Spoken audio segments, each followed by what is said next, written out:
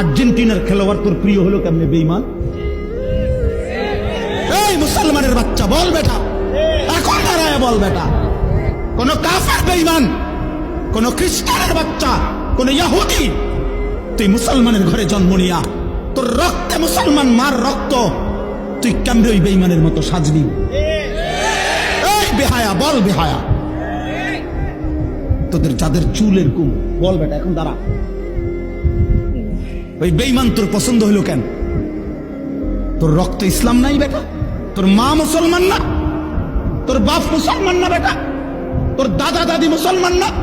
ওরা সব বোকা, তুই চালাক হয়ে গেছ বেটা, তুমি পণ্ডিত হয়ে গেছ।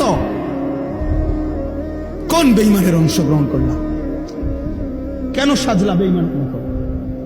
তোমার নবী নাই, তোমার রাসূল নাই, তোমার আল্লাহ নাই, তোমার নবী সাল্লাল্লাহু আলাইহি সাল্লাম চুল রাখে নাই? কথা বলে না কেন? আল্লাহর নবীর চুল ছিল কিনা? নবীজির চুল মোবারক ছিল কিনা? তিনি চুল রাখতেন কিনা? তো তিনি কেমনে সাজলেন? এটা আমার পছন্দ হয় না কেন? নবীর সাহাবী সোয়া লাখের চাইতে বেশি সাহাবী, লক্ষের চাইতে, ওনাদের চুল ছিল না মাথায়?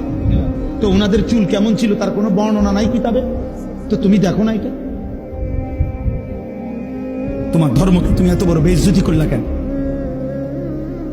তোমার রাসূলকে তুমি এত বড় বেইজ্জতি করলা কেন?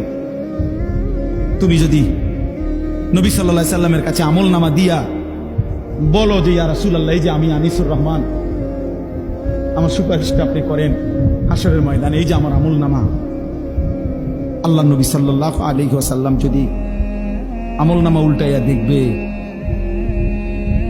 আর বলবে, হায় আনিসুর রহমান 6 মাস 1 বছর কোনদিন ফজরের নামাজ পড়ল না।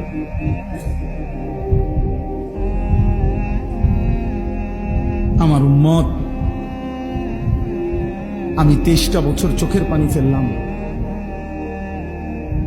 আমি কত পাথরের আঘাত সইলাম, আমি ক্ষুধার কষ্টে পেটে পাথর বাঁধলাম,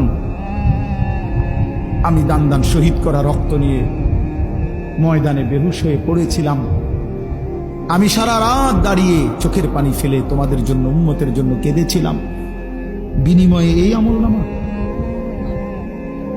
30 বছর তুমি মুসলমান সুদ খায়,